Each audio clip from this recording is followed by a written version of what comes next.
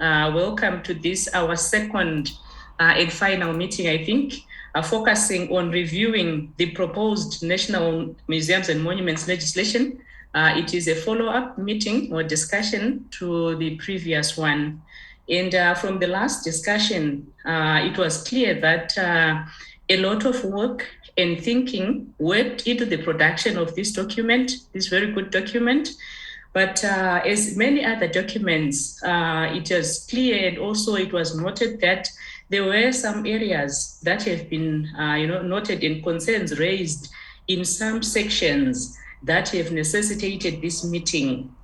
So it is my honor today to host you as we continue with discussions and trying to review and through a constructive dialogue that we are having. Today, we are honored to have 4 presenters whom will give chance or the opportunity to present, after which the 3 of them, then we can have a discussion, and then we can have the final or the 4th one, who will then wrap up to give us a take home as researchers, as academics, as colleagues, and especially for the National Museums and Monuments who are right in the middle of this review.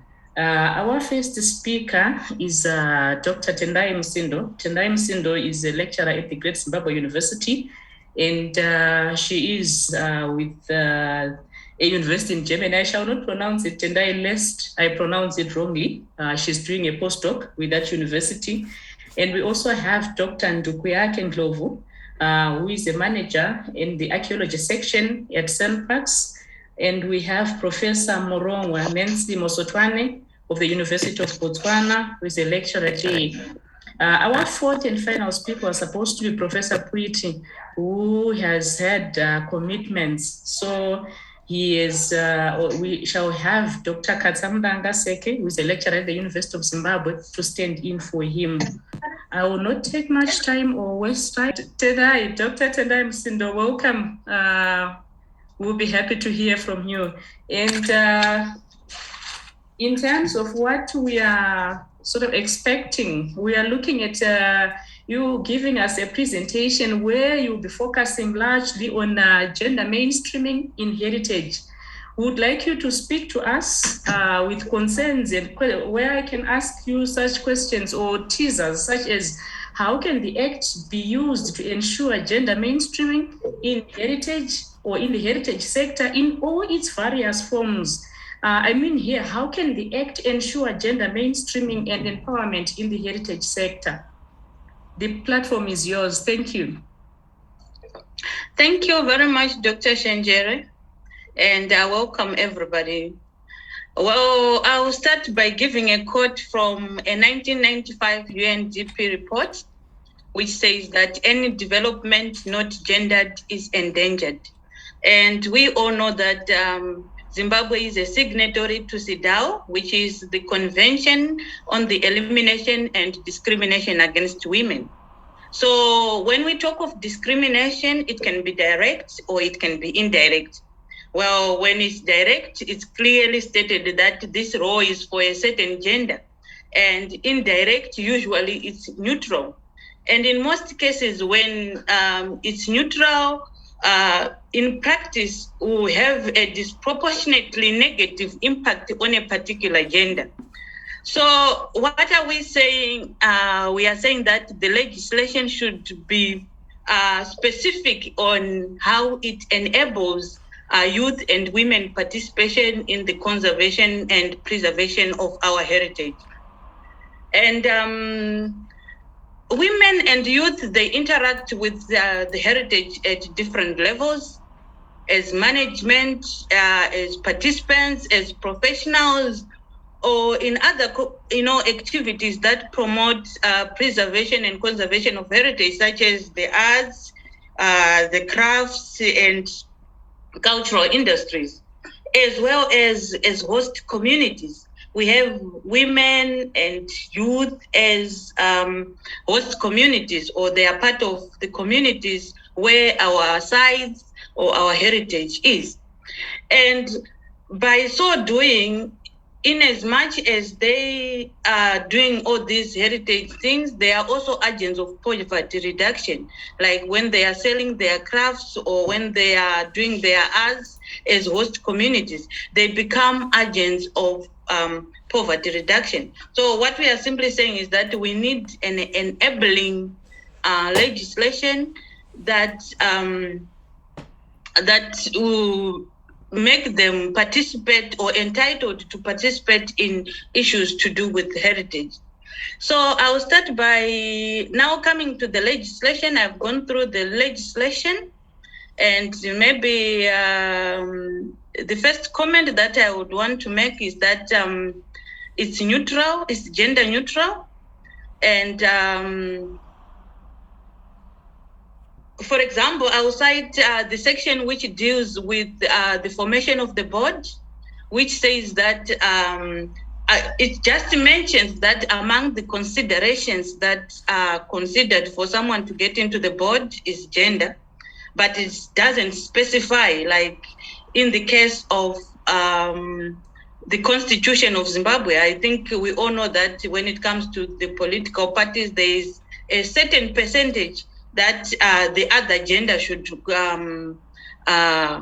hold. By the other gender, I'm talking of women in this case, because I've been asked to talk about women as well as the youth. So we are saying when we look at the NMMZ, it just says it has to be gender sensitive. But what happens is that we end up having the other gender or women coming in as cosmetics, just because it has to be stated, then we have to have someone there. But I think it would be good if the legislation would clearly stipulate that we need this percentage as women, say, in the board. And I'll just make reference to section 13 of the legislation, which now saying himself, he, like in terms of the chairperson, now it's a he. The she has been dumped already. So another area that I also want to highlight, or things that might be contributed, might be part of the legislation, is the issue of community participation. Community participation is key to the decolonial agenda. And we are saying there is supposed to be a provision which makes women and youth be part of this participation that we are talking about. For example, when we talk of a provision for the formation of management committees, I'm sure it's a stride that has already been done regarding management of our heritage sites, where we have the so-called the management committees. But we are saying there should be a provision in the Act which says when we are doing the consultation, the youth and the women, how much percentage is it acceptable to for us to say now we have consulted or now we have involved them? What percentage is it? And coming to that, I think I also think in terms of the issuance of permits, if it can also be clear that it should provide for the participation of women and youth or the community, but it should be clear as to how they are going to be involved. Like before someone is issued with a permit to do any work regarding heritage issues, we are saying the proposal should be clear as to how the project is going to involve the local communities or the communities. And by involving the communities, it should clearly state that I'm going to include, or the legislation should stipulate that 10% should be women, 10% should be the youth, and how much percent is supposed to be the women, and maybe the others is or the other gender, if I may want to say it. So we are saying, the legislation, if it can also do that, it will be very great, and it will be accommodative of the women and the youth. And then, if possible, I was also thinking in terms of the provision for the creation of a portfolio which looks or which drives the women and the youth agenda, right? So this portfolio, just like we know that the NMMZ, has a provision which allows the creation of, say, the heritage education, right? So in the same manner, we are saying there should be a provision which allows for the creation of a portfolio which drives the youth and the women agenda. And this portfolio will be responsible for enhancing women participation in heritage issues, women participation in arts, in cultural industries, as well as promoting the distinctiveness and identity of women and the youth, as well as recognize sites associated with the women. So we are saying if there is a provision for the creation of a portfolio within National Museums and Monuments of Zimbabwe, which specifically caters for the youth and the women, right? I think my time is up, and I'll give it back to you, Dr. Shenjeri. Oh, thank you. I was going to give you 2 more minutes, but thank you so much. Thank you for that wonderful presentation. Without wasting time, let's quickly move on and have Dr. Ndukuyake Ndlovu. The idea is to have all of you present. Then after that, we can have more time for discussion. So Dr. Ndukuyake, you've got about 12, maximum 15 minutes. And in your presentation, we will be very happy if we can hear you talking about, the South African Heritage Act and, how because it has been viewed as the most progressive piece of legislation. So we'll be happy to hear what your experiences are or have been with the Act. Like, do you find it adequate in the management and protection of South Africa's heritage? And what have been some of the challenges that you have, that archaeologists, heritage managers, entrepreneurs have faced, if any, in the implementation in their day-to-day activities, as they implement this or as they use this act, so to say. And as we continue to work on the revision of our legislation, the reviews, what again can we learn, from experiences from down south? What do you think, as you have read it, what do you think we can learn from your experiences down south? And last but not least, I hope you'll be able to condense this in the few minutes that I'm giving you, but you can also expand on this in the discussion. But the last aspect is what can we learn from experiences from South Africa, especially with regards to the heritage impact assessments? How does the Act inform cultural heritage impact assessments in South Africa, and how are they conducted? And what does the Act really say about that? So these are the areas that we'll be happy if you can touch on this. Thank you, Dr. Ndukuyake. You can take the floor. It's now yours. Thank you. Thank you so much, Dr. Shenjeri, for the opportunity, and greetings to all colleagues. And thank you for the opportunity to make my contribution here. And let me begin by indicating that for me, this is a subject that is quite close to home, in a sense that I have worked with the legislation for now over 20 years. And I must also indicate that South Africa has not just the national legislation that you were referring to, but one of the provinces in South Africa, which is the province of Natal, has its own legislation, heritage legislation, that is, especially with regards to heritage that is not of national significance in the province. And I must also indicate that it's a legislation that even predates the National Heritage Resources Act by 3 years, even though it has recently been, amended. I think it was in 2018 when it was last amended. It's the heritage legislation in South Africa that has been amended so many times, from 1997. In any event, I don't see significant improvements having been made. And I'll touch on some more issues to deal with the South African, legislation, in my brief presentation. Now, to get to the specifics, I would say I find it interesting that Zimbabwe, as a country that first became,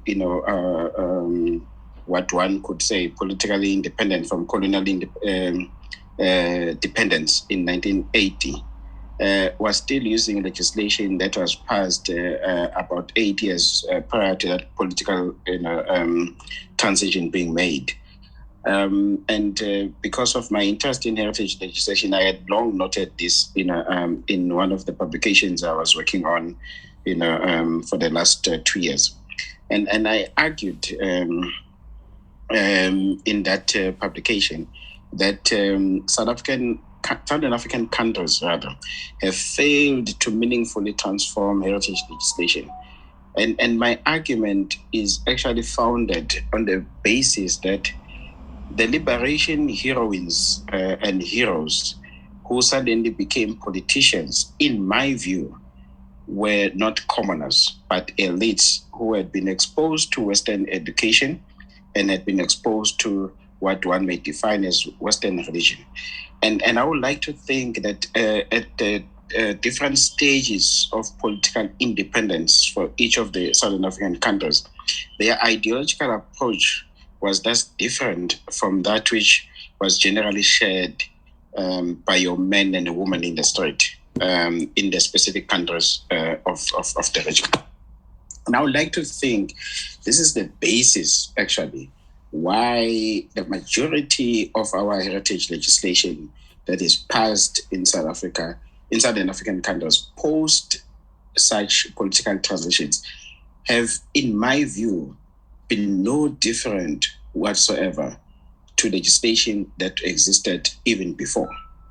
Now, we can use South African Heritage Resources Act as a critical example here, because for me, if you tell me that the fact that it was passed in 1999 means that it is a significant improvement to the 1969 National Monuments Act, I will tell you that I think otherwise. I simply think that the logic in terms of reasoning is exactly the same. You can even take it back to 1911. The difference is the name, and the difference is the government that is passing that legislation. But the ideological thinking has not changed. You can take it back to 1911. Now, in making what I consider to be a significant leap, forward in terms of reviewing your Zimbabwean legislation, and also taking into consideration ongoing calls for the need to decolonize, what we must ask ourselves, therefore, is to what extent is the draft legislation a significant transformation of what we currently have in Zimbabwe? Now, for decoloniality, in my view, to be effectively considered, there should be critical aspects that distinguishes this draft in terms of what currently exists. Now, the question, therefore, would be, are we able to point at such, distinctions from a decolonial point of view in terms of the existing draft? I'm not of the view that we are able to do so, and I will point that out in as I narrate some of the points.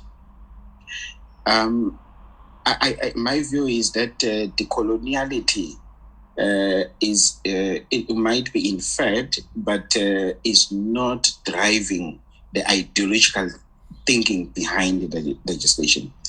And my argument, therefore, is the challenges that Zimbabwe experienced with regards to Domboshava. I'm just giving one specific example, can be repeated once again. And those who are familiar with that case study, we know that it occurred post the political independence in 1980. So one could argue, why was it that an African country led by African politicians could not understand, the spiritual significance that was attached to the site concerned, and instead enforced the legislation in the manner it did? Now, I'll say principally, the existing draft legislation does not necessarily incorporate the ideology that has been promoted by many scholars in Southern African region, who have argued for the need to consider traditional management systems in our management of cultural heritage. So what I've seen in my experience with the heritage discourse in Southern Africa is that many of my colleagues and myself included, we've always been publishing about why it is important that the ideological approach changes. But when we see legislation being amended, that ideology does not seem to be infused, but politically correct terms are incorporated. And I'll highlight that in the comments that I've noted.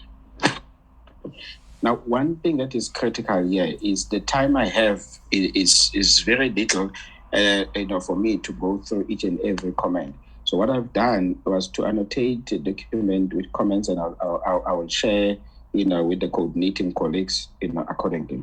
But here I will just focus on few selected, points to highlight the issue, of concern, and specifically to relate it to the South African experience.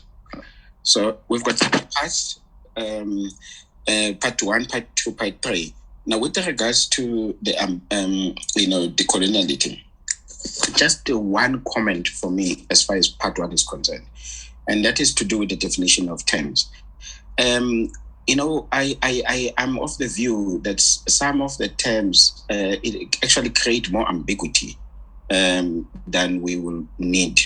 For example, I've got a PhD student who has been working on a project in South Africa, and for a long time I debated the issue of memorials and monuments with her because it's never been very clear what the difference between a monument and a memorial is. It depends on the context, that is used. And I think when we come from a particular political, discourse, we need to be able to take an emphatic decision as to terminologies, and also consider what are the connotations attached to these terminologies. Now, when you think about the monument and the memorial in the general sense of the two words, what connotations, do they promote? They promote, in my view, very politically loaded, visions in terms of the use of these words, and it's something that we want to consider, in our thinking. Now, part 2, the major distinction here between the Zimbabwean draft legislation and what we have in South Africa is that South Africa decided in 1999 to have what is now generally called as a 3-tier system. That was for political correctness. So we moved from what Zimbabwe had and what Zimbabwe is sticking with, which was the National Coordination of Heritage, whereby you had one National Monuments Council, which transformed to SARA, but SARA then had other layers below it. In Zimbabwe, I see that we are sticking with the principle of still having one national authority rather than devolving responsibilities in the same way South Africa did in terms of the Provincial Heritage Resources Authority and the Local Heritage Resources Authority. That concept, third-tier concept in South Africa, is dismally failed. One would never recommend it for Zimbabwe. But I asked myself a question. Is Zimbabwe married to the concept of national museums for eternity? I know you've got national museums in Zimbabwe, and I've always, seen that from a very colonial, approach, whereby I see it, and I don't claim here to know all the different museums in Zimbabwe because I will be absolutely lying. But I get a sense that, you've got a situation whereby, as the part of the concept of national museum, if you go to Bulawayo, you've got a museum that specifically addresses, history, archaeology, political dispensation that has to do with, Bulawayo and the surroundings. And by inference, it's going to be very biased, towards the Ndebele. And I would like to think the same thing applies across your other museums. And that's, for me, it's a very colonial approach in terms of national museums. You are looking at different groups of people that forms this nation. And therefore, the concept of national museum stays, without appreciating that there has been so much, interaction amongst the different societies long before colonialism and even during colonialism and post-colonialism. So this concept, it's, for me, I just find, challenging. Now, on this very part, I will highlight only a few issues. As I said, all the others, even the ones that I had written for my presentation today, I'm not going to highlight them because of time constraints. I'll just incorporate them into the document that I would want to. I'll give you 5 or so more minutes, Dr. Ndukek. So it's okay. No problem. When you look at Section 4, Section 4 deals with the collections and the number of other aspects, but I'm just going to focus on 2 issues. Now, what we are now seeing to be a problem in South Africa is that historically it was the museums that held archaeological collections. So even when an archaeologist will secure a permit, an understanding will be a museum will sign that permit application with a view to agreeing to curate those collections thereafter. But what has happened, is that museums in South Africa over the past few, especially over the past few years, it doesn't mean that it was not happening before 2000, but it has increased significantly. They are beginning to occupy, large spaces of their laboratories with archaeological collection. My issue with Section 4.1 is how would you deal with the universities having their own archaeological repositories? Because it's a problem we're having in South Africa, and it's a problem that, in my view, we have failed to address. Now, Section 4.0, not 4A now, it's a disturbing, section in a sense that the minister can supposedly give a directive to the board that is outside the confines of heritage legislation, which is highly concerning because it's the way it's written gives that impression. I would jump the issues to do with the constitution of the board and go straight to the issue of Section 19. Now, it's local committees.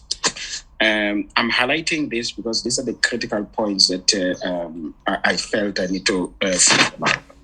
Now, I think by having these local committees, what the legislation is trying to do is what the National Heritage Resources Act in South Africa is trying to do, impractically so, whereby, you say, we are going to give people at the local levels to manage their heritage. And that's the principle behind having provincial heritage resources authorities for provincial heritage. And that's a principle behind having municipalities supposedly managing what is defined as grade 3 or ungraded sites. That doesn't work. And it was just for political correctness. And in my view, even these committees, I don't see the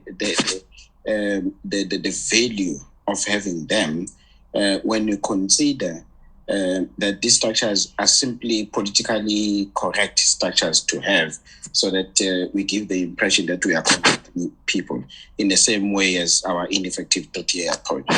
There does not seem to be much power given to these committees, and I noted that they will be chaired by one of the board members. I assume that because the recommendation is that each board member will represent different regions of the country, so each of them will then chair these committees. But they seem to have absolutely no power, in my view, to argue for their need to exist, unless there is a change in thinking around that. And Section 20, I highlight this because it's got a potential impact in terms of general management. You can't have the board directly appointing staffers below the CEO and the executives, because that is very problematic. What ideally should happen is that the board has the responsibility to appoint the CEO, and the board equally should be given the responsibility to appoint the executives who report to the CEO. Beyond that, the CEO should take full charge together with the executive concerned. We know that all staff members are working for the board, but there's a clear separation of power, so that you don't have board becoming very administrative. A board's responsibility is to provide strategic guidance and not run the daily operations.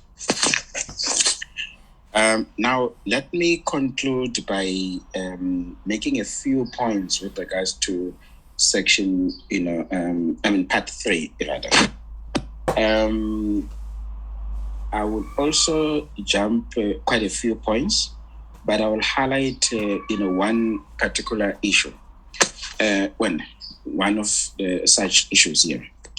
I think for me, it is a disturbing trend in Section 24 that a private museum will have to be accredited by an institution with a vested interest in the running of similar institutions in the country.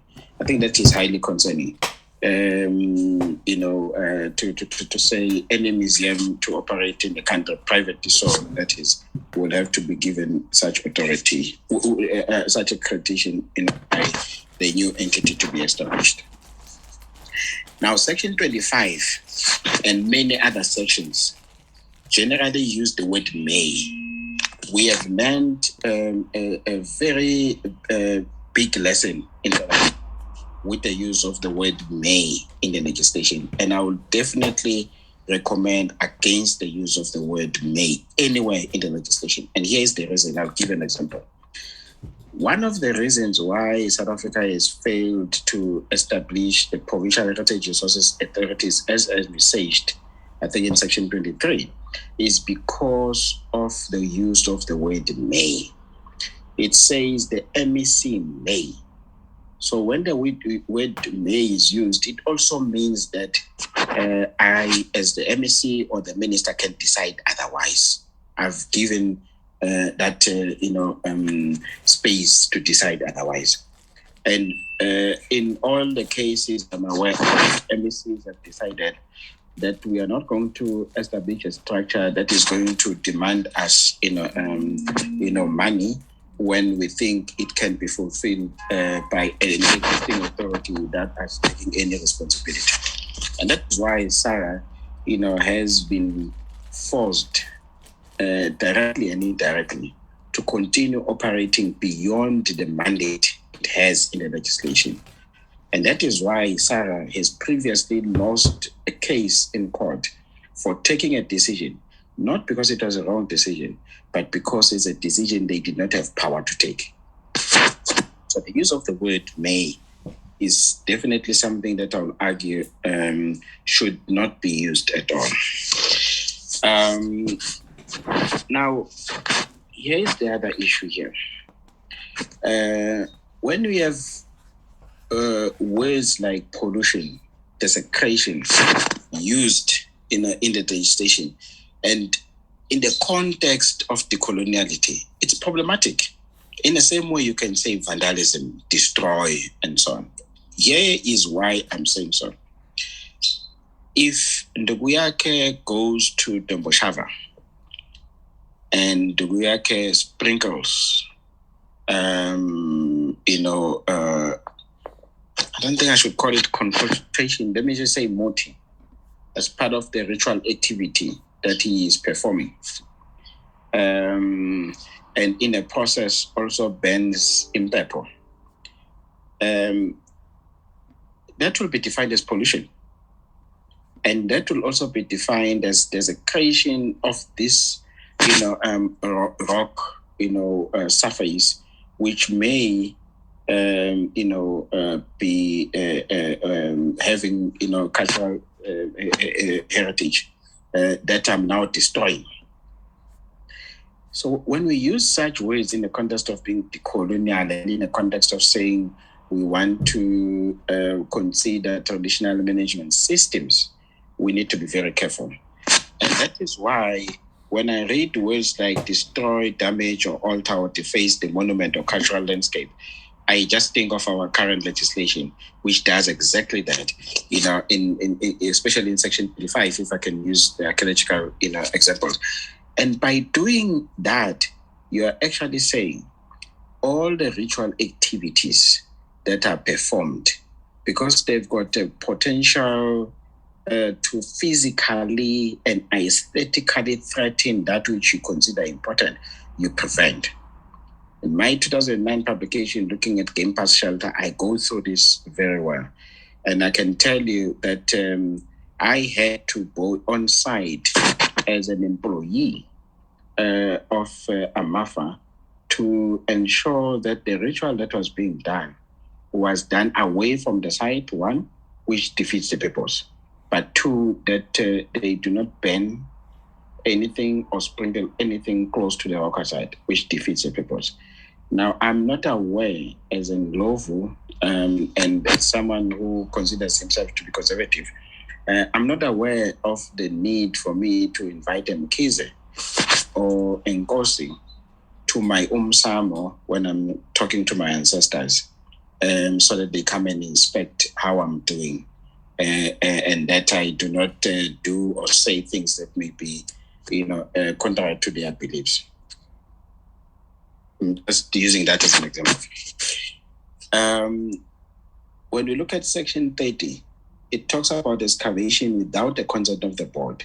I'm asking, what about excavations that may be on areas that have not yet been declared a national monument?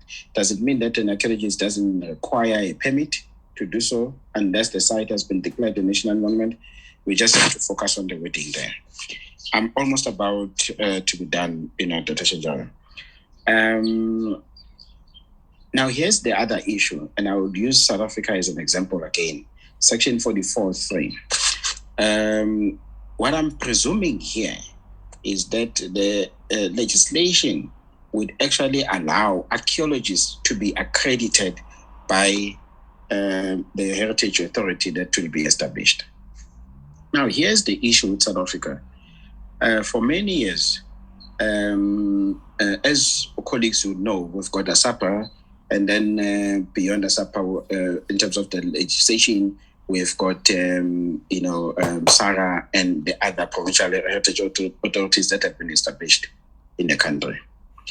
Now, for many years, it was an expectation, illegal expectation, I must add, that no archaeologist should conduct impact assessments in South Africa and submit their reports to SARA or any other agency unless they were members of ASAPA. So ASAPA will accredit them, and because they are accredited by ASAPA, they are then automatically considered to be accredited by SARA, because SARA will then take the list of all accredited, ASAPA members and circulate it to whoever is asking for that list in order to appoint an archaeologist. I've always argued against that trend because I said we don't have a situation whereby archaeology is treated in the same way as engineers and so on. It's not a must to be a member of ASAPA, but it's ideal.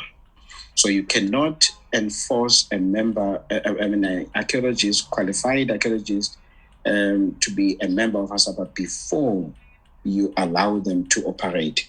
Whereas ASAPA is not a legally constituted body. Well, it's got its own constitution. What I mean, there's no act of parliament that has been passed, especially in the case of South Africa, so that every archaeologist cannot operate and thus they are members of ASAPA in the same way it happens with other professions, engineers, for example. So I presume if the idea is that the authority is going to accredit, all practitioners, it should be clear as such, and you should have regulations that will maybe even informed by what ASAPA has already.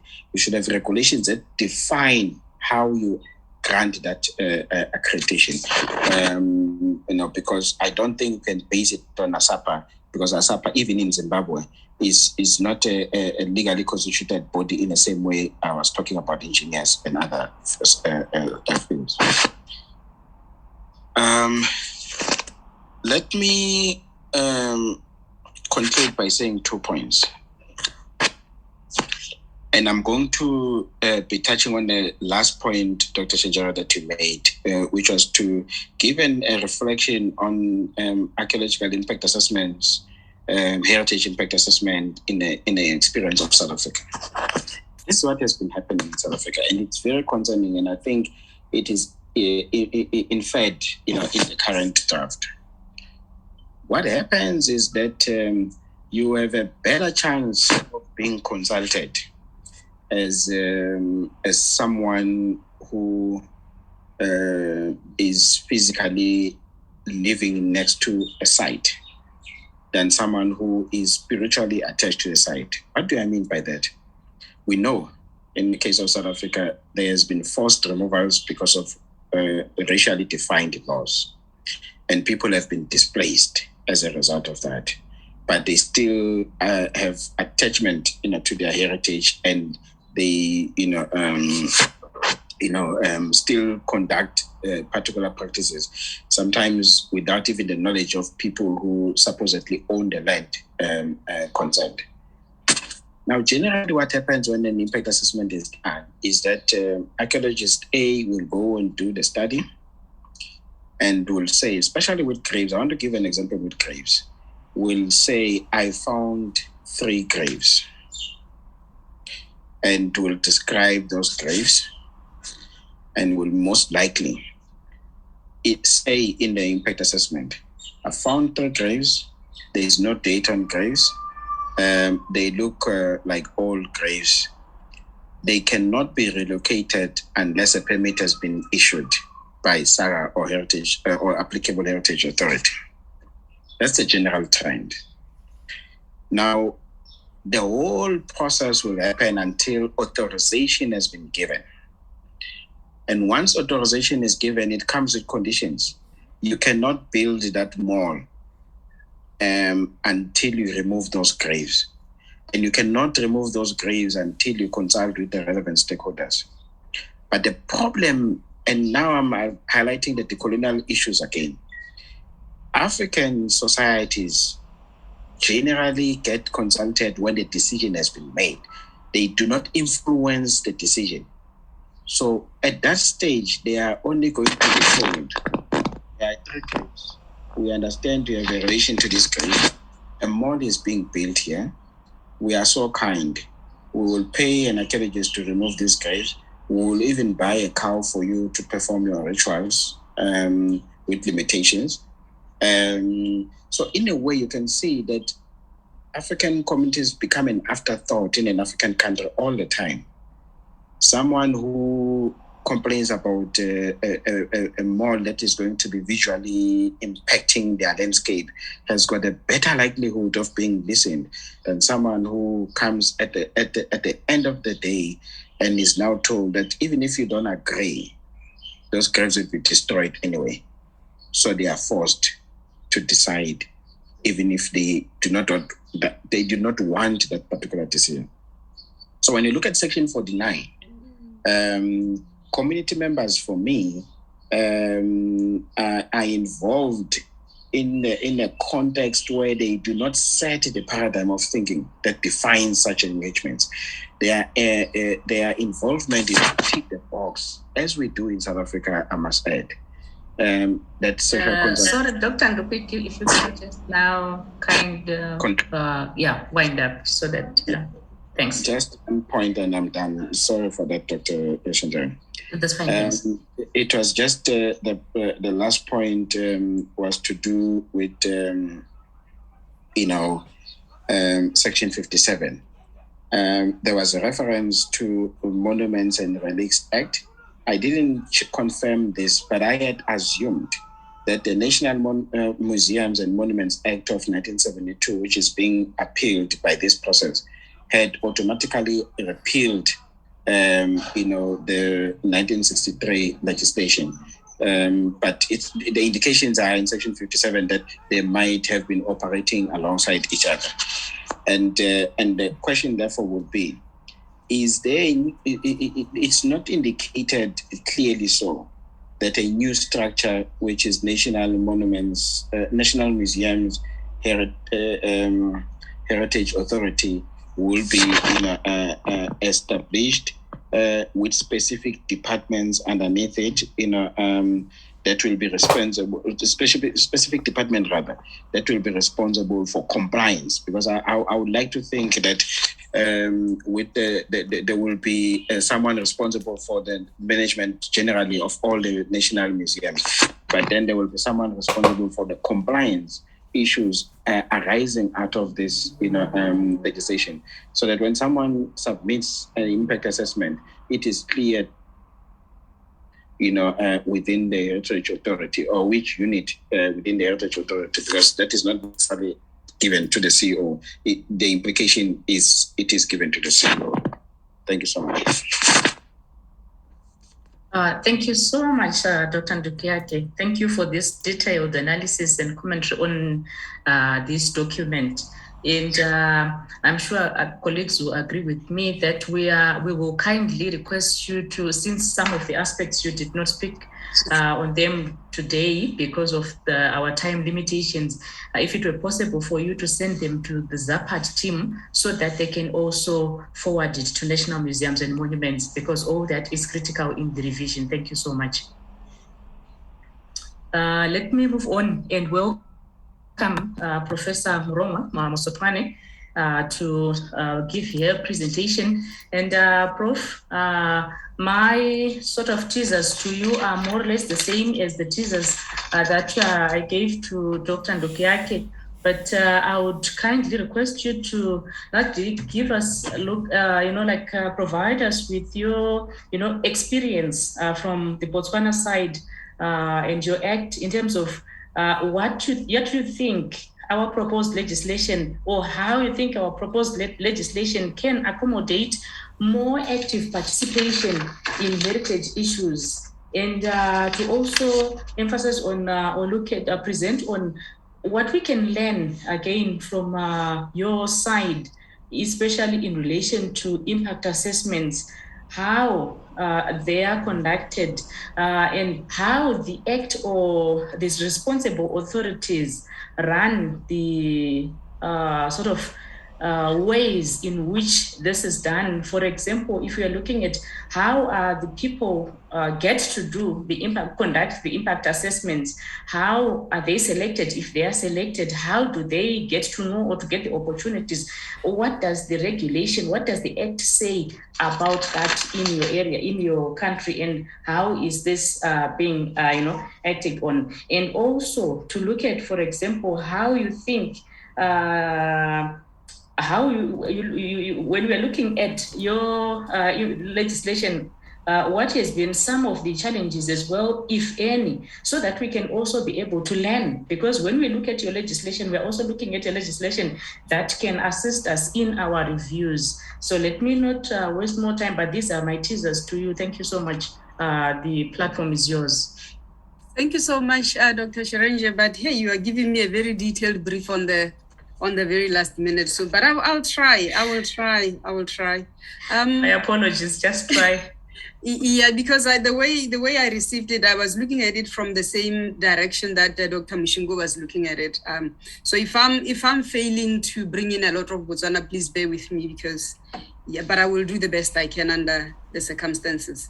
I think, in the interest of the new brief that I have just received, I'm going to pay attention to maybe 2 or 3 main points in terms of comparing what we have here in the country and what we are seeing in the proposed legislation for Zimbabwe. In Botswana, maybe let me start by saying that for us, we have the Monuments and Relics Act of 2001. After that, which is the one that is we are using at the moment, and then which was then followed by the Botswana Museum Services Act, which was passed by Parliament in 2010. But up until the day the minister decides to sign it into law, then we are still not using it. Parliament has approved it, but it has not been signed into law. So we are still using the 2001, even though we now have an improved version in 2010. Now, the main thing regarding our 2010 Act is that it's, as its title calls it, is the Botswana Museum Services Act. So it is really an act that is going to take away the museum as we know it, our Botswana National Museum as we know it, from a department to a service, to operate under a services context. Honestly, I've never worked for government. I don't really know what the nitty-gritty details are between a department and the services, because at one point I know that even the Botswana Police was moved from a force to a service, and there were justifications of why this, not that. But I cannot go into details of that. But the main thing with this proposed, the 2010 one, is that it will allow us to establish a board that will run the museum, and the main purpose of the board will be to oversee and coordinate development of museums, monuments, and heritage resources in Botswana. And I suspect it will operate in many aspects in the same way that Dr. Ndlovu has outlined for the South African context. So, but I'm going to now also look at the proposed act, the act that we have, the 2010 and the 2001, because for now I will not separate them, because the 2010 is still not in practice. It has not yet been passed into law. So in both cases, we are seeing that the acts are totally silent on gender issues, on gender mainstreaming, and even on issues of people living with disabilities and vulnerable members of the community. And I see the same thing that as Dr. Msindo had outlined, that there is no deliberate statements that are promoting women, that are promoting youth, people living with disabilities, and other vulnerable members of the community, in getting them involved in the day-to-day or in many different aspects of heritage management in the country. So that is one of the main issues that I'm seeing between us and Zimbabwe. I'm not sure if Dr. Ndlovu, you are seeing the same thing in South Africa. And unfortunately for us in Botswana, I cannot compare with other legislatures in Botswana, because I wasn't really going in that direction. But I'm going to look at, for example, the issue of land. When it comes to these heritage legislations, you kind of like, for the most part, and I'm seeing this for South Africa, Botswana, and Zimbabwe, and I've seen it also in other countries where I've worked, in Zambia, for example. The heritage acts are, heritage depends a lot. There's so much connection between heritage and land. It's very difficult to divorce land from heritage. Yet when you see the formulation of heritage legislation, it's totally divorced from the legislation, the land legislation. So, for example, here in Botswana, we have situations where we have what we call the land boards in tribal land. They issue land to individuals, they issue land to businesses, and they issue land to community or industries and community projects and things like that. They issue land, and their responsibility is to issue land, and that is it. So this land, whether or not the land carries within it any heritage resources in terms of tangible, immovable, or even non-tangible resources is none of their business. All they do is issue land. And then if you are issued land as an individual, and it turns out that your land is sitting on a heritage resource, now you have to go to the National Museum or look at the heritage legislature and see how you can wiggle your way through. It becomes very difficult for where land is issued to individuals, at least when it is issued to big companies and corporates where it's big infrastructure and they are expected to do impact assessments. That's clean and clear. But when we are dealing with land for an individual, a property, just a plot of your own, and you dig and you find that you are sitting on an archaeological site, the museum will probably stop you from developing that. But then it's your property, and then the land board will not issue you with another land. It's so vague and so frustrating in some cases and now we find situations where now people, individuals especially, they will go on and destroy any heritage they find underground because they really do not know what to do. They get frustrated with the land board, and then they are squeezed between the land board and the Land Act and the Heritage Act, as it were. Now, I'm going to throw my head in the block and say, I'm thinking that the case in Zimbabwe is going to be the case here, if not worse, that when we deal with land in rural areas, the people who are going to be disadvantaged the most are women and children, because you expect them to be the main population in rural areas. Where, for example, we have a PhD student here from Zimbabwe who's working with on a project on the contested ownership of the landscape Manyanga. I believe all of you from that side know these Manyanga issues. And every time I see his presentation or his discussion on the topic, the bulk of the population first of all, the displaced persons and the people who are living in and around the site now are women. So you see that now we have this draft of the legislature that has nothing to do with, that is not promoting gender balances, people living with disabilities and other vulnerable members of the community. Yet there is a burning issue there in Zimbabwe. There are issues here in Botswana, and I believe there are issues also in South Africa. Not only are we looking, for me, it's not even about gender, it's even about ethnic minorities also that are not catered for in these legislations. Is it legislature or legislations? I don't know which one is plural, sorry guys. So I think that up until we get to a position where any act takes into consideration every other act that will have direct or indirect impact on it, then we are going to be dancing around the same problem from generation to generation. The issue of also still when we are dealing with land, where you have, for example, the proposed NMMZ together with the proposed act in the past act in Botswana, where we have had national monuments being declared in rural areas where your everyday woman and child, your everyday vulnerable member of the community is plowing their field, and then the field or part of the field or somewhere next to the field is going to be declared a monument. The legislature says there will be negotiation between the landowner and the NMMZ, the board that will be running the NMMZ. But you and I know the truth that those negotiations are really going to be pulling things in the direction of the government. As Ndupi Yakaba says, sometimes these negotiations are really not negotiations. When somebody is throwing, dangling a carrot in front of your eyes and you're hungry, that's really not negotiation. So we see that there's not even no protection whatsoever of landowners in the true sense of the word. And I still insist that most of these landowners in rural areas, they may be owned by husband and wife, they may be owned by from generation to generation, but you find that for the most part in the rural areas, it is the women, it is the disabled, it is the children that are having to interact and get their economic resources from that land. So now we need to move towards a direction where there is very clear announcements and pronouncements on how do we protect those or vulnerable members of the communities. The other issue I want to quickly look at is the issue of education. We have seen that in this proposed NMMZ, there is a need, there will be a heritage impact assessment study shall be carried out by a person or persons approved by the board, provided that under section 44.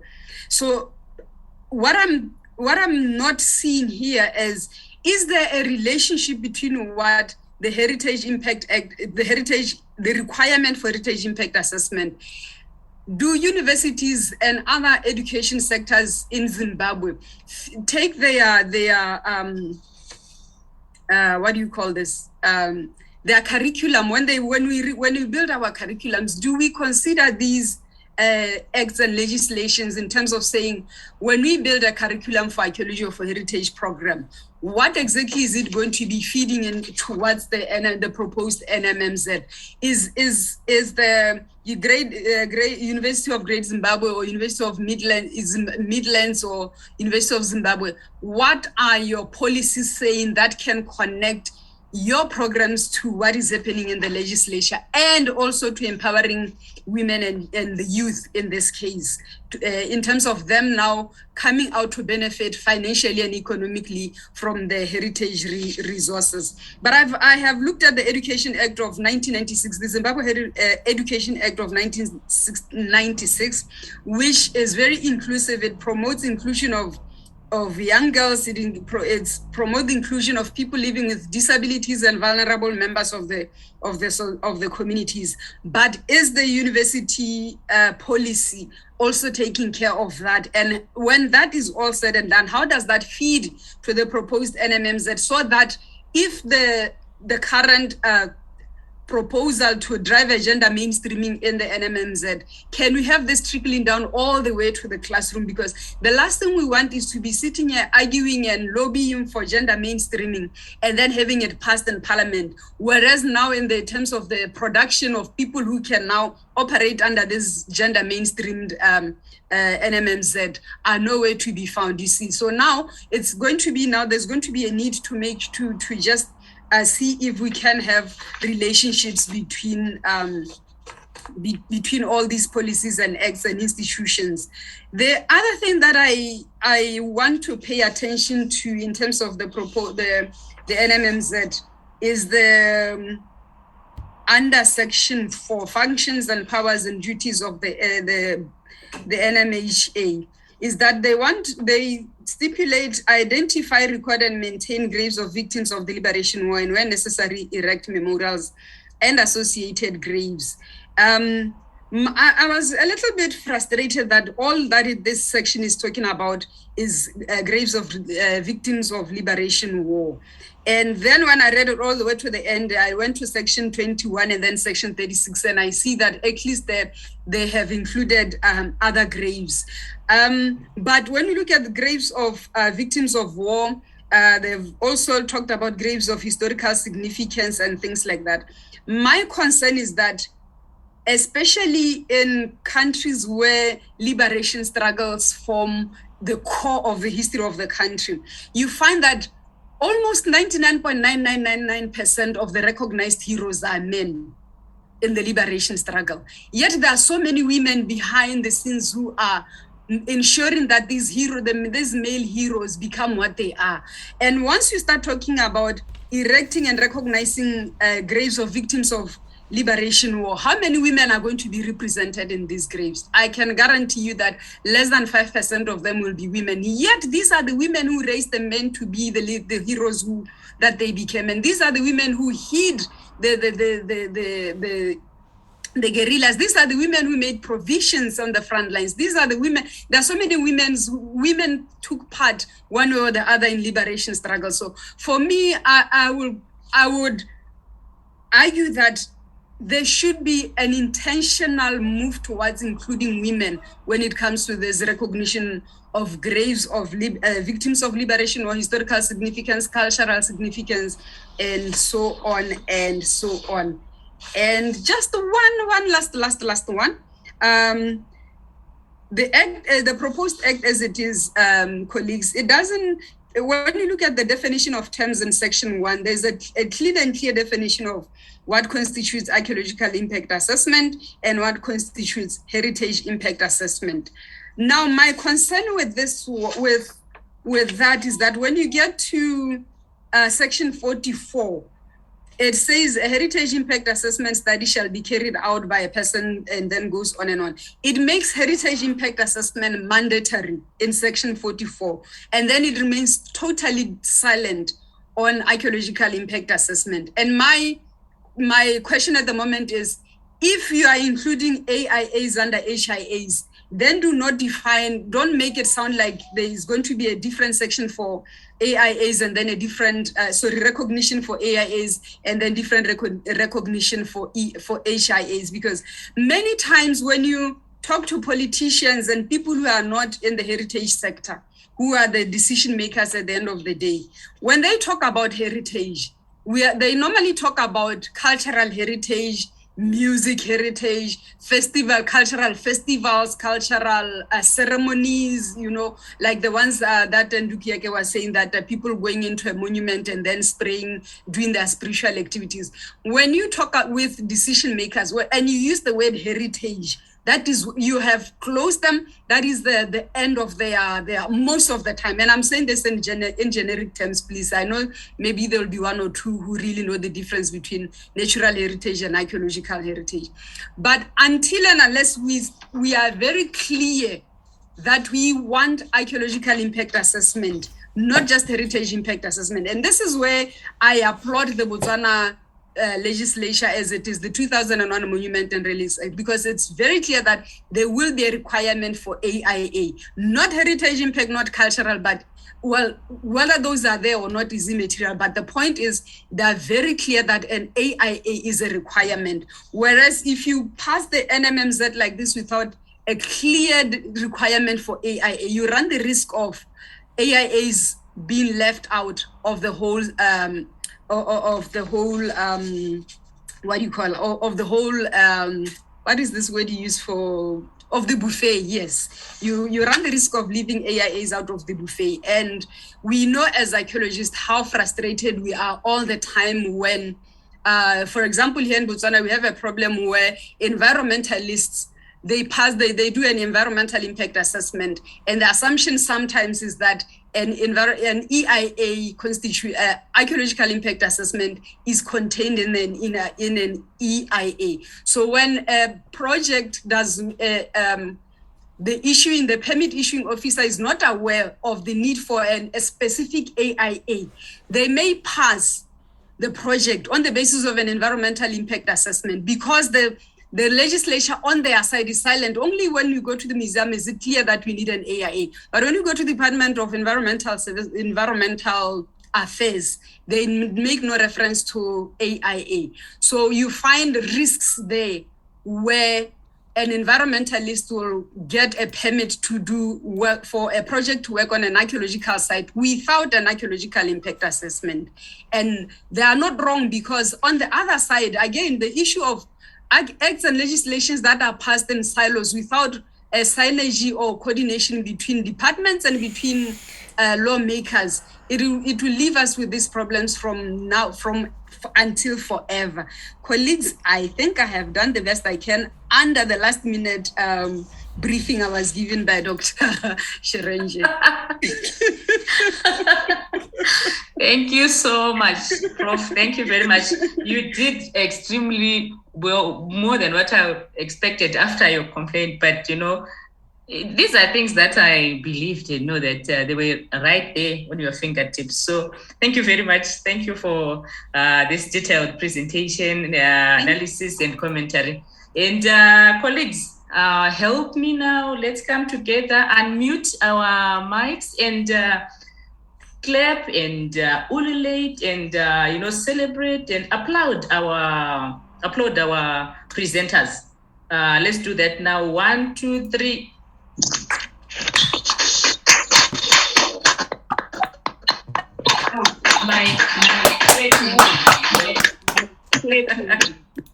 Clapping. I can't hear the clapping. Where is the clapping?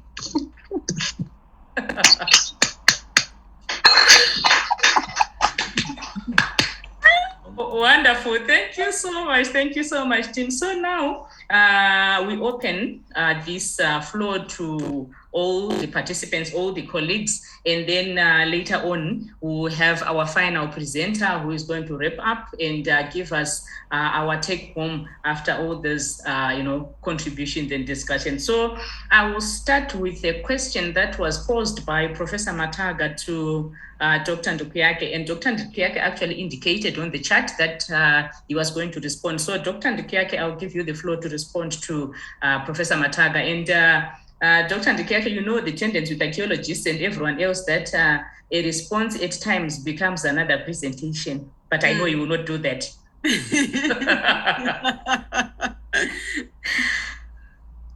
Did you say that because I'm highly capable of that?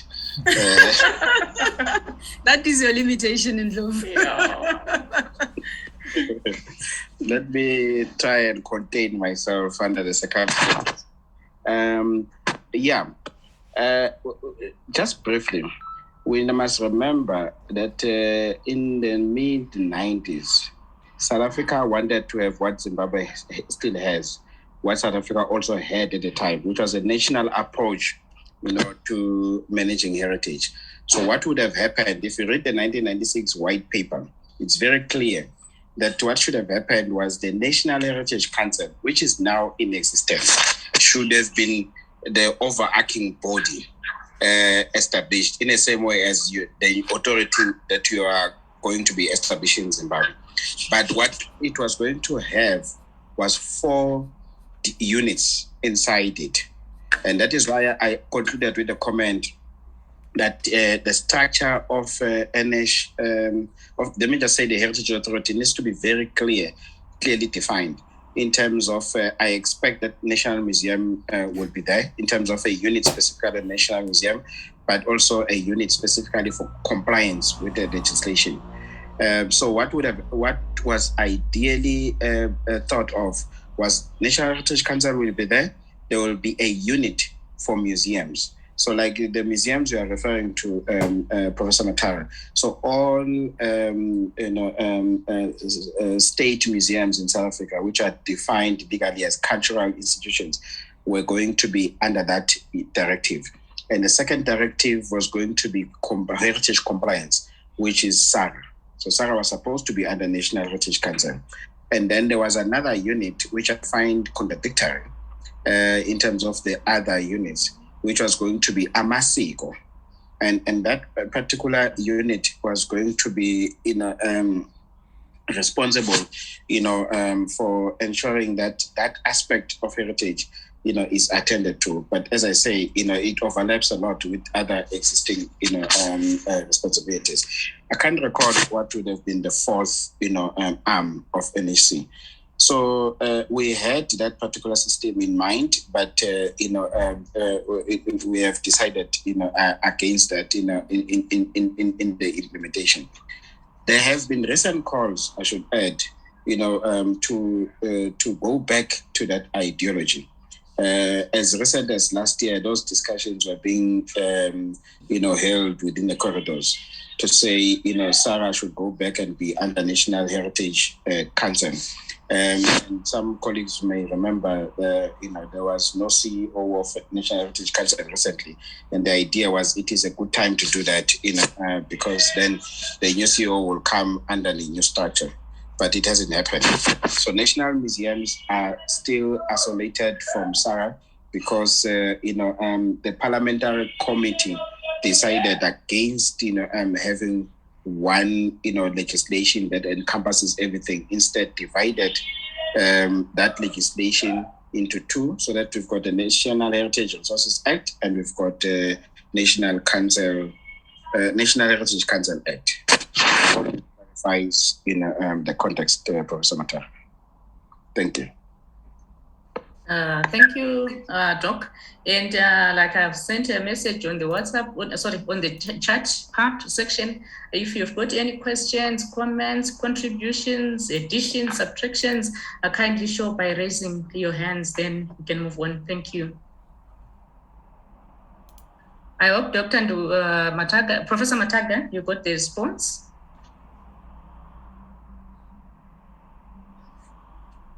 I have a, how do I raise my hand? Just go ahead now. It's all right. Thank you.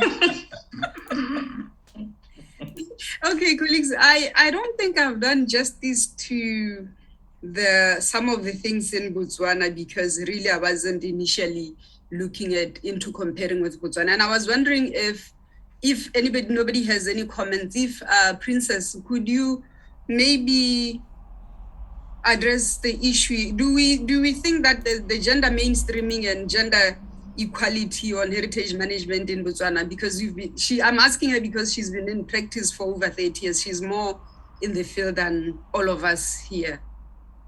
Princess, do you think there's any burning issue that I may have omitted?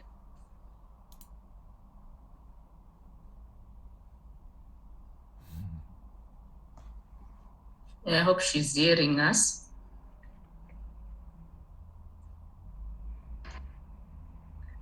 I do hear what you're saying, Murungwa. I think you did a lot of justice. While maybe if you give me some time, I'll think about what I really want. Thank you. Okay. Thank you. We'll do that, and just show by raising your hand. For someone to raise their hand, you go to reactions. Then you click there, you see where you can be able to raise your hand. Then we know you are ready. I'm referring to everyone else now.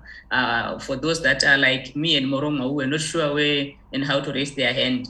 I can see a hand. Mr. Trust Mulilo. Go ahead. Thank you. Oh, thank you, Dr. Shenjere. My concern is regarding impact assessments, the way they are done in the culture that is developed amid this proposal.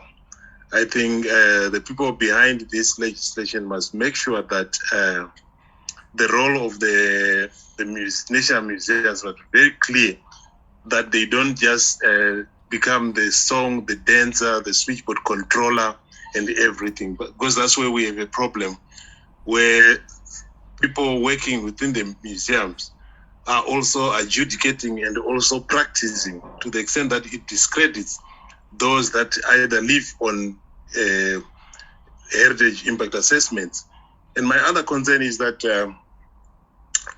this legislation, in one way or another, I think I'm following on Professor Mrungwa's contribution that the curriculum must speak to the legislation, but I'm also challenging the people behind the legislation that they must also consider the fact that we don't want to find graduates just roaming around with nothing to do, because the legislation doesn't make it mandatory for certain things to happen.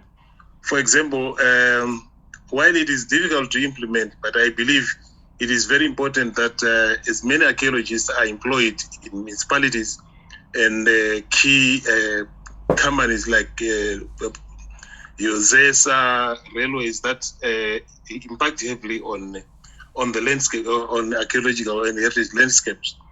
But then if decision makers in those entities are not aware of any heritage issues, or in municipalities we don't have people, or roads department, we don't have people who have knowledge on archaeology, who always cry foul each time graves or archaeological remains are destroyed and nothing happens.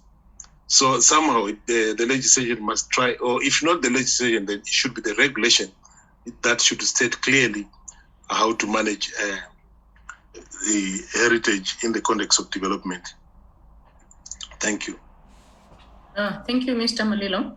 Thank you for that. Keletso. Thank you very much.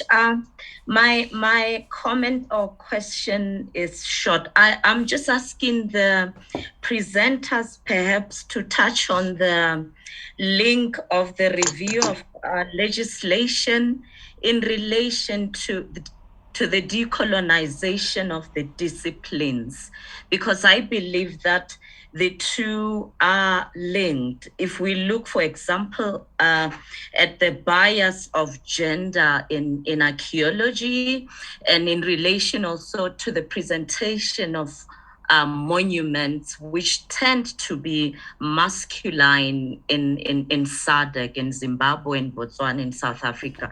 So I just thought that perhaps the presenters could link that the review of the legislation with the overall decolonization of archaeology of heritage that is ongoing. Thank you very much. Thank you, Kenneth. So I would think that before probably I request Dr. Ndukuyake, who is the one who touched on that aspect of decoloniality and the revisions in the legislation. I think I can request someone or anyone from the National Museums and Monuments who is part or who is involved in direct work towards or in the revisions that are taking place. Or maybe if we don't have anyone, I would impose my request to Professor Manyanga, who, congratulations, my brother, who is now a board member. And I'm sure he has also read, like last time he was presenting, and he can speak to this. But again, I will kindly request whoever is going to respond not to do another presentation, say, let's say 2-3 minutes. Thank you. Thank you, Dr. Shinjari. I would briefly say... Thank you, Dr. Shinjari. Okay, go ahead, Prof. Manyanga. Then Dr. Ndukuyake, soon after Prof. Manyanga, you will say briefly what you wanted to say. Go ahead, Prof. Manyanga. Thank you. Thank you so much, Dr. Shinjari. And yes, today I am a bit gagged, and so I will not speak as I was speaking last week. I think for obvious reasons, but I'm really enjoying the discussions and I'm taking note of that. And I think the issues to do with decoloniality, I think it is clear from our constitution where this legislation derives its values from. So it will be taken care of by the drafters because that is the framework that guides them.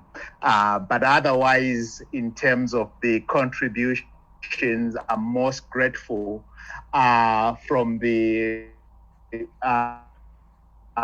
sort of comments that came from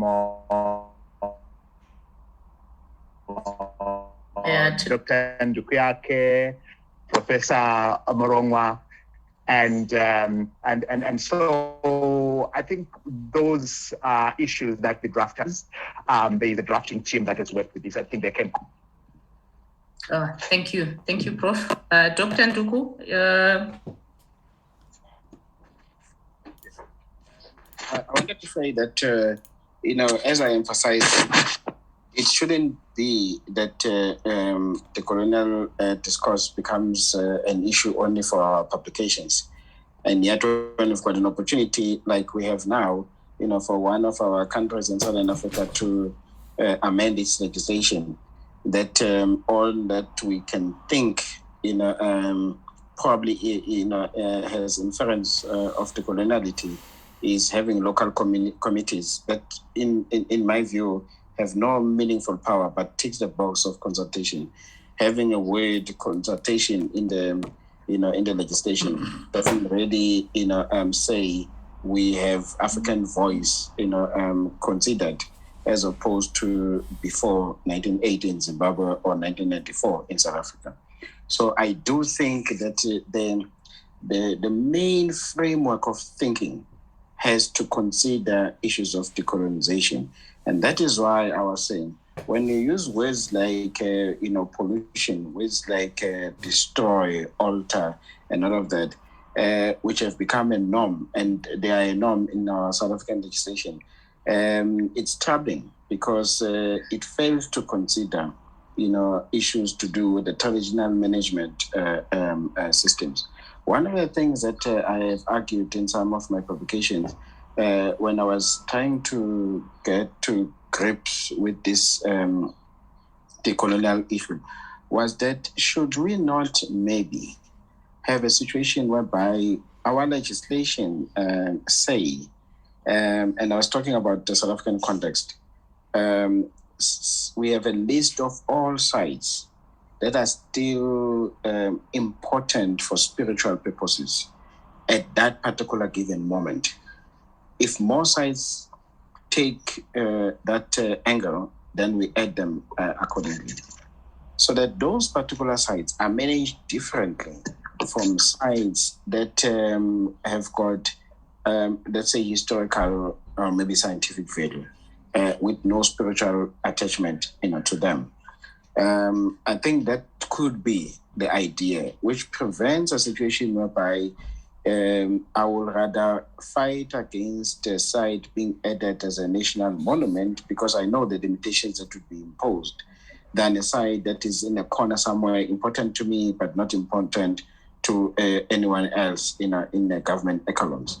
So I think that it's important. So to conclude, decoloniality has to not just be spoken of, but we need to see it and smell it in the document. Thank you.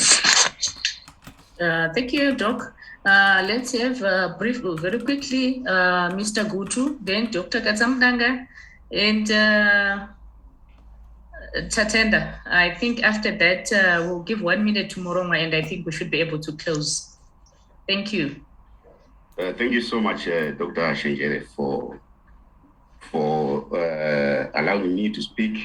Of course, speak after my boss, Dr. Manyanga, who is now Professor Manyanga, who is now our board of trustees member.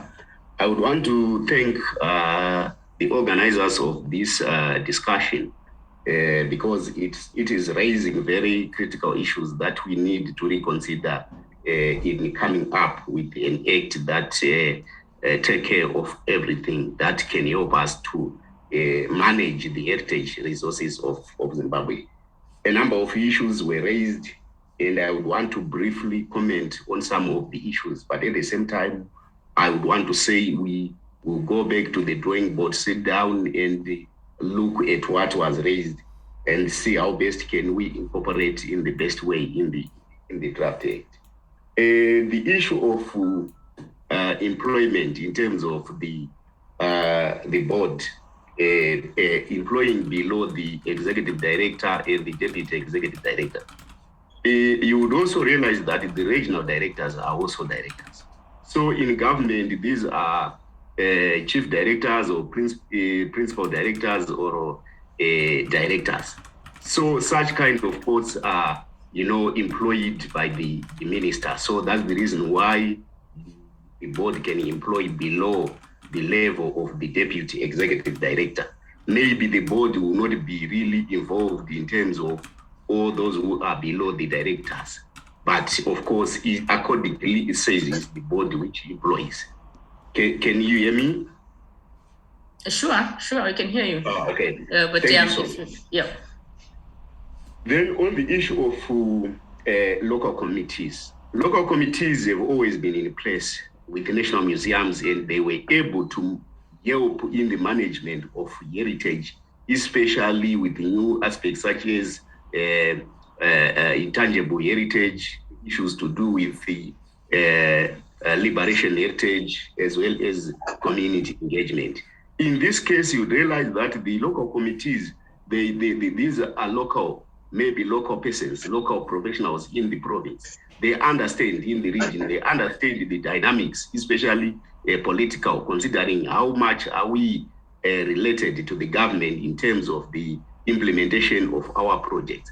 So at one point, you realize that the chairperson of the local committee may be the liaison person with the government or with the stakeholders, for example, in terms of exhumation of liberation war remains and such aspects. So in the absence of devolution, or in the absence of decentralization of powers, you realize that the local committees, they play a very critical role in making decisions at local level or at regional level in terms of implementing such kind of projects. As you would know that much of our heritage also, we are now considering the issue of liberation heritage, intangible heritage. In terms of approaching, for example, the spirit mediums, Banashe, you would realize that the local community plays a very critical role in terms of acquisition of land. I remember when I joined National Museums, it was the local community board chairperson who was responsible for engaging the chief lands officer for Matabele North so that we would get 4,000 hectares for the management of Manyanga National Monument. So there are some things at some level that is researchers or directors that we cannot... Sorry, Mr. Gutu, just yes, 1 minute. Okay, thank you. So maybe we'll discuss. Then I would want to take cognizance of the contribution by Dr. Ndugiake on the issue of reclassification of monuments. I think everyone knows that it's long overdue. In terms of most of our approach is based on the national system. So we are not like any other department detached, but we would appreciate that we need to focus on making sure that we also take cognizance of our stakeholders. I had a lot to say. If we don't have much time, it's okay. Thank you so much. Thank you very much, Mr. Gutu. Thank you. We take note of that. Let me change my outline and have Tatenda. I can see Professor Murongwa is lowered your hand.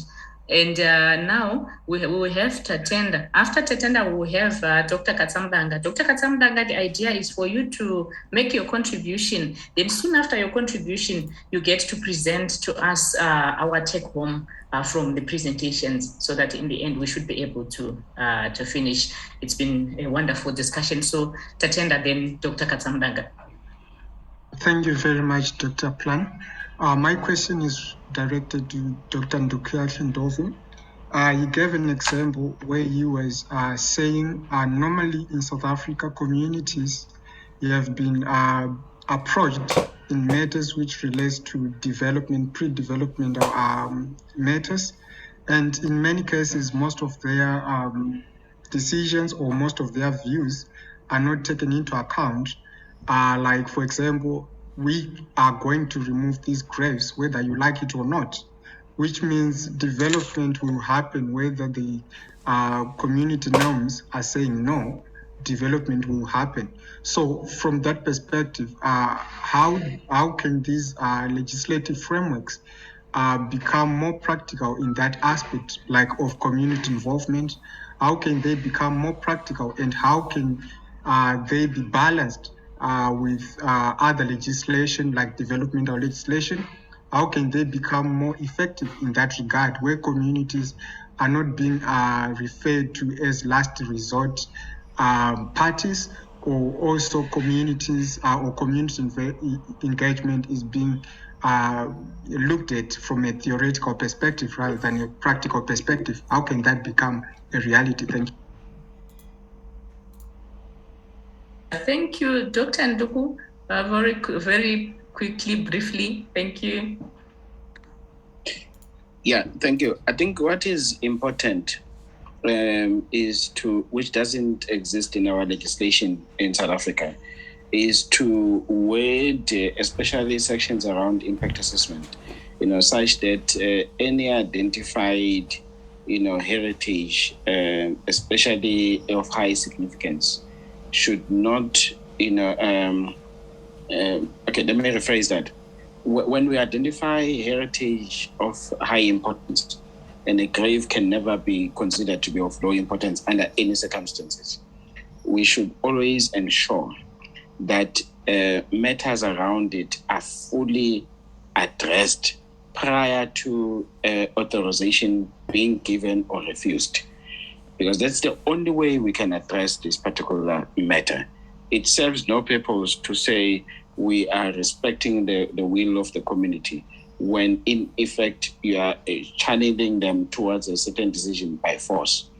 I have many examples where I have witnessed this as someone who has been very fortunate for many years to work for various, provincial as well as the National Heritage Authority.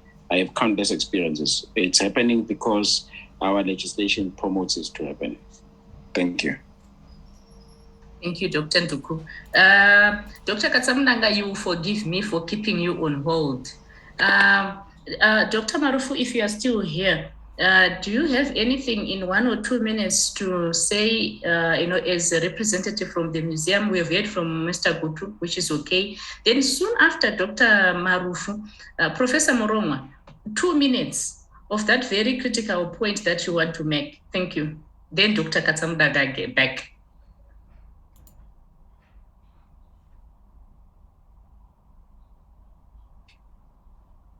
Dr. Marufu? Okay, we can have Professor Morongwa if Dr. Marufu is not here, but if he comes back, we can listen to him. Professor Morongwa? Yes, actually, mine was very brief to say that across Zimbabwe, Botswana, and South Africa, one of the things I'm noticing is that there is always this requirement for field archaeologists to be accredited. However, the legislatures are very silent on the people who are passing our reports. And I'm raising this as a concern because at least in our case, we've had situations where you go in with your qualifications in archaeology and experience, and you submit a report to somebody in the National Museum who is trained in waste management and environmental affairs. And it can be very frustrating. Thank you. Oh, thank you very much. Yeah. Professor Manyanga, you raised your hand and you lowered it. I'm not sure what to read from the lowering of it. Should I cross over and give Dr. Katsamdanga, or we can give you a minute or two?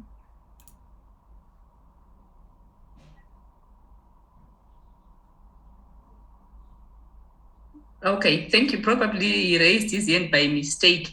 Dr. Katsamdanga, finally, the platform is yours. Thank you. Hello, Dr. Shenjere. Sorry, Dr. Katsa. Professor Manyanga is getting old. He's back. My apologies. With technology. No, I just wanted a quick one with reference to the contributions by Dr. Ndukuyake on the issue of community involvement and consultation. And I was just wondering whether that is not an ethical issue to do with the professionals themselves when they do the assessments, because there should be a component on community engagement and consultation where they are supposed to get as much feedback as is possible.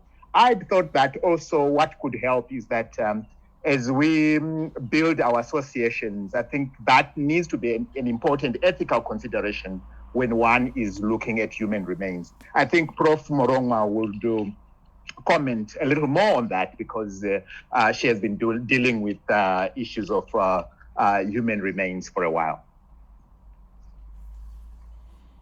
Thank you, Prof. Unfortunately, Prof. Morongwa, I'm not going to be able to give you any more time.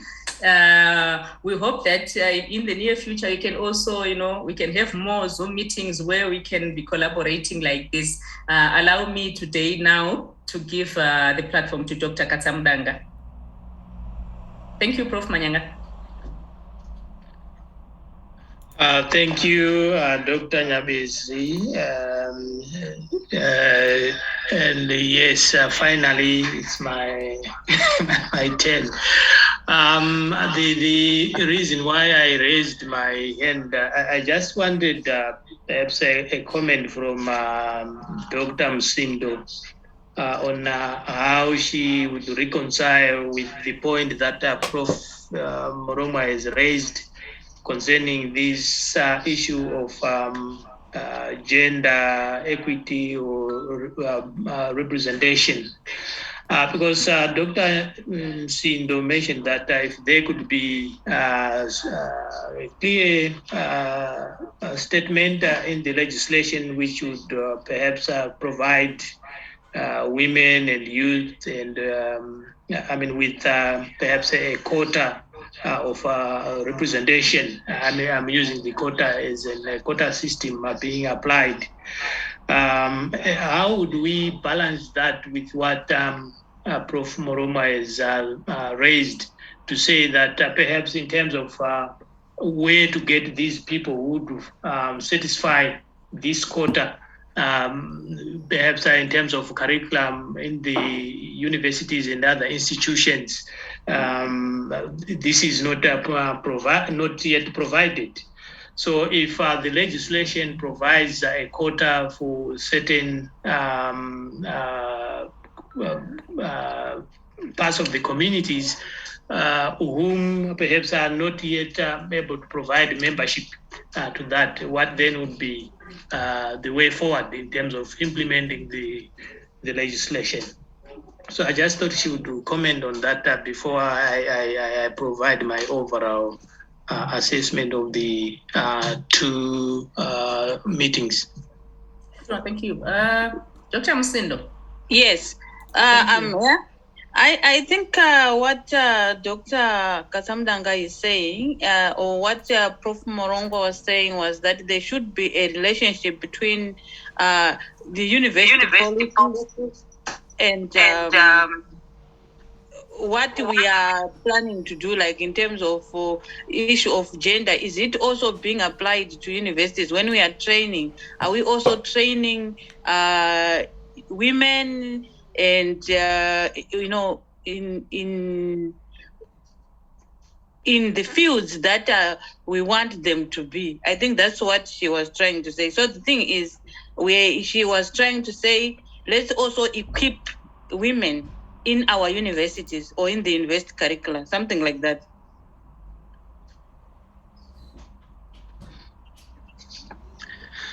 Now, okay, thank you for the response. And through you, Chair, perhaps allow me to go on to my, I don't know whether to call it a presentation, but it's a summary in some sense of what is transpired in the two presentations concerning this review draft review legislation. You may forgive me with reference to the first meeting. I only had to listen to the recorded discussions and the presentations. I did not get to directly participate in that due to other commitments. But I think the presenters for both meetings have raised very critical issues with reference to this draft legislation.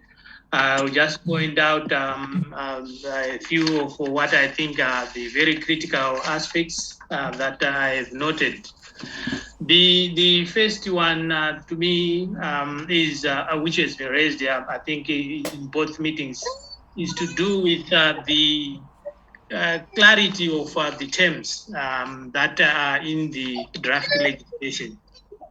I think the definitions, the drafters need to go back and look at those definitions and whether the terms are exhaustive enough for what the legislation is supposed to cover, so that we are left with no much confusion than what we were before that legislation perhaps would be implemented.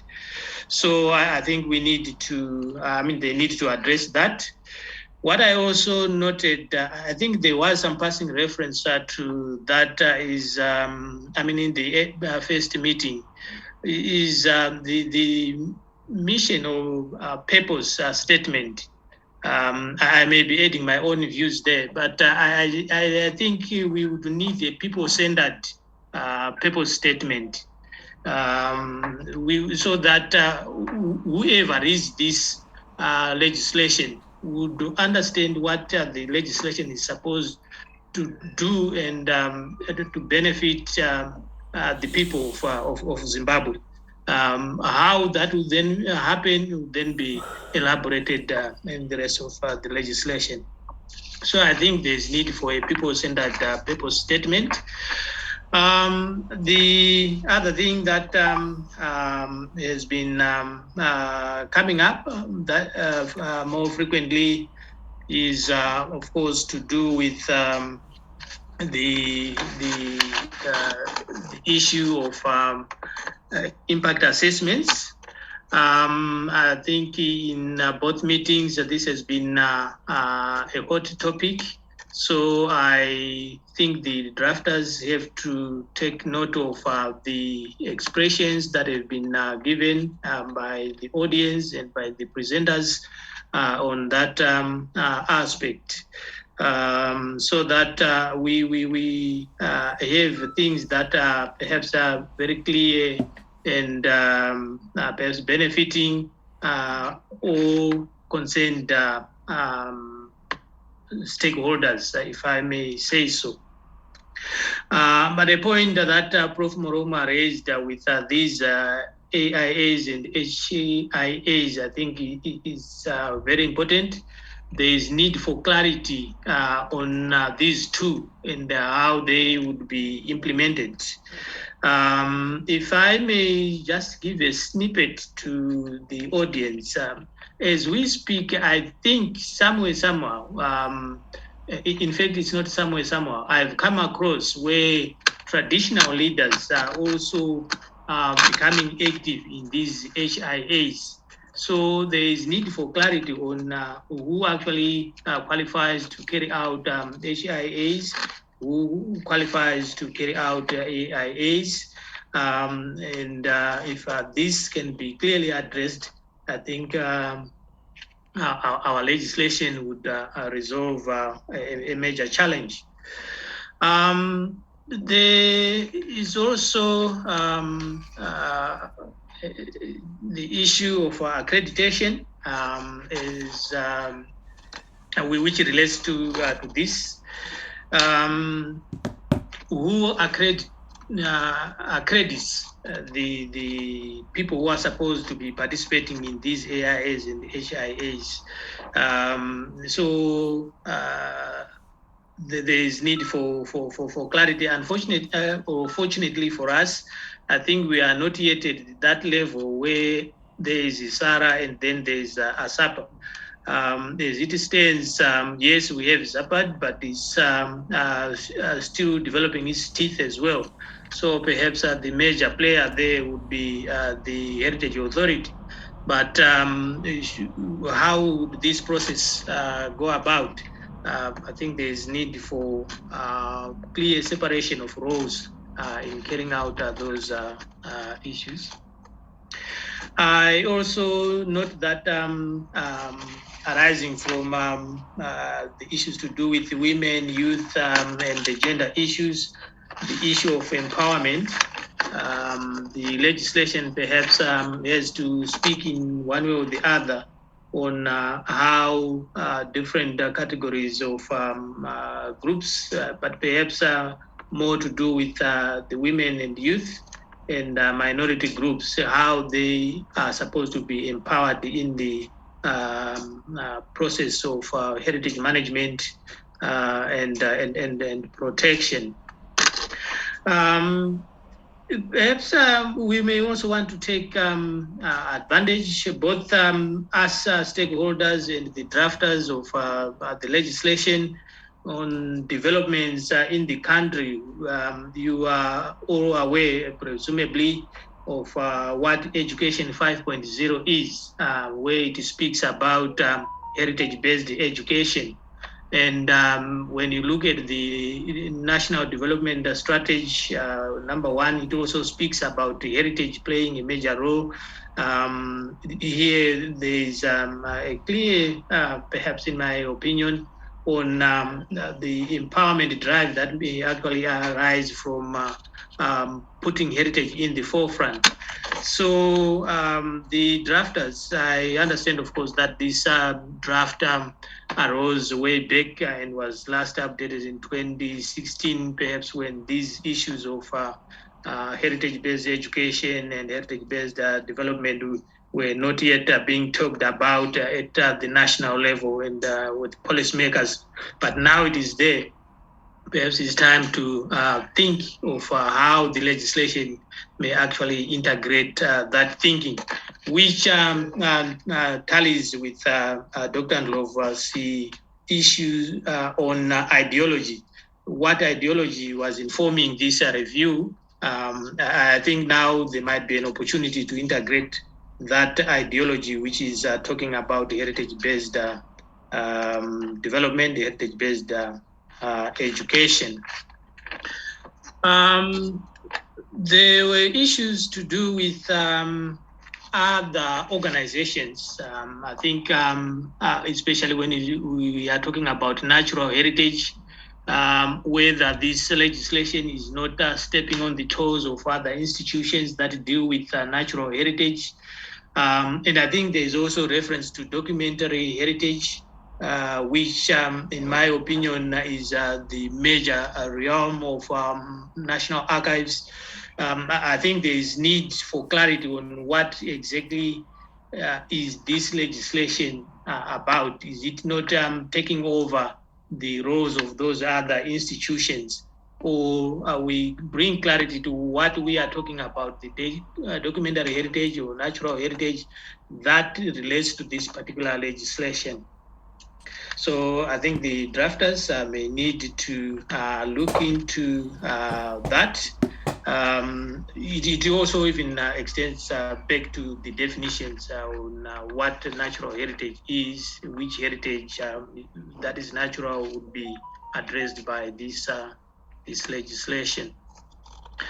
There was some talk about devolution of powers to do with heritage management, heritage protection. But I think we have heard from Dr. Ndlovu on their experiences in South Africa with that particular aspect. I think we need to carefully think about that and see how that would pan out if that is a way to adopt. But the challenge is to do with their resources to then support these other lower level decision-making bodies, perhaps becomes quite pertinent, given that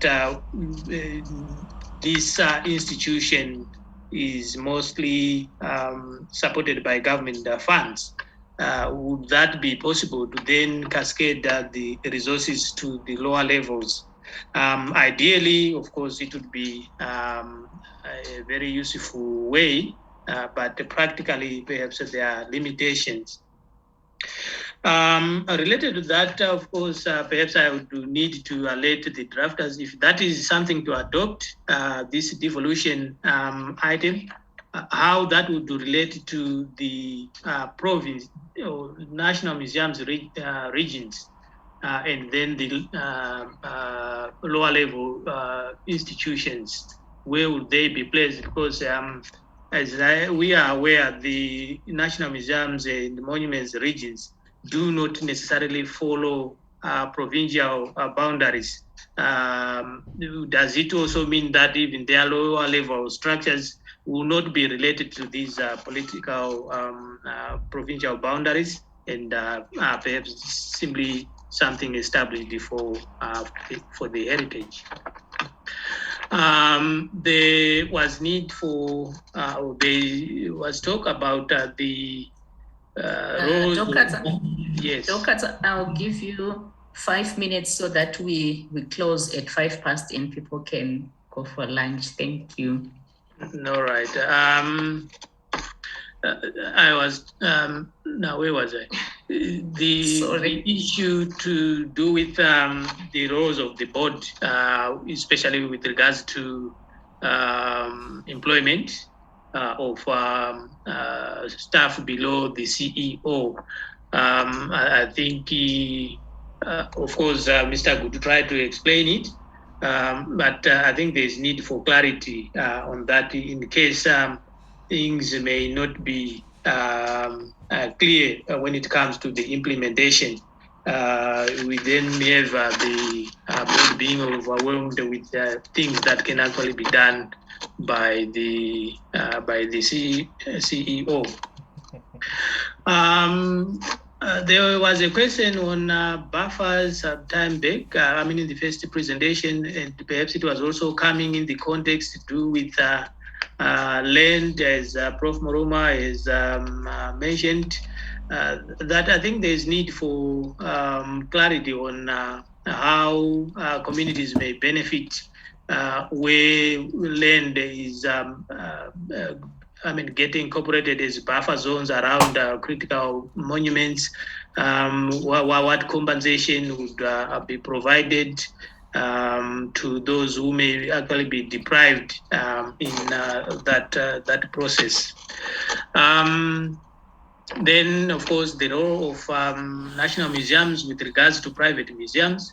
I think the sort of major position that I seem to get is that let us have private museums being private museums. You can't have a competitor in the same field being the regulator of other museums. It's almost the same, perhaps, with the AIA issue. But I don't know what premised that concern of saying we need to provide license to private museums. Perhaps it's security to do with other heritage aspects, but I think the position from the audience is that let private museums run their own affairs. I don't know, I might have left out other critical issues, but I think the experience from our colleagues beyond our borders is quite useful and would need to be considered with the revisions for this draft legislation is implemented. Thank you, colleagues. Those were my remarks. Thank you so much, Dr. Katsambanga, for that, synthesis. Is highly appreciated. And as we had indicated in the beginning that you would be closing with those remarks, I would like to take this opportunity to thank everyone who has been here and allow me to make special mention to our Botswana friends and colleagues. Thank you so much for coming in your numbers, and allow me to encourage my brother in South Africa, Dr. Duke, to also invite as many, and so that they can also come in their numbers. And lastly, let me reiterate what I requested in one of our meetings again, that National Museums and Monuments colleagues, we want you here. We love you here. We are a family, we are a team, we are scholars, we are archaeologists, we are heritage managers, we are anthropologists. Let us work together for the betterment of our disciplines, for the betterment of everything. With these remarks, we don't have announcements, so I officially close this meeting. Thank you, everyone. Where am I? Thank you. Thank you. Thank you, dear sister. Thank you, everybody. Thank you, bye. Thank you. Thank you.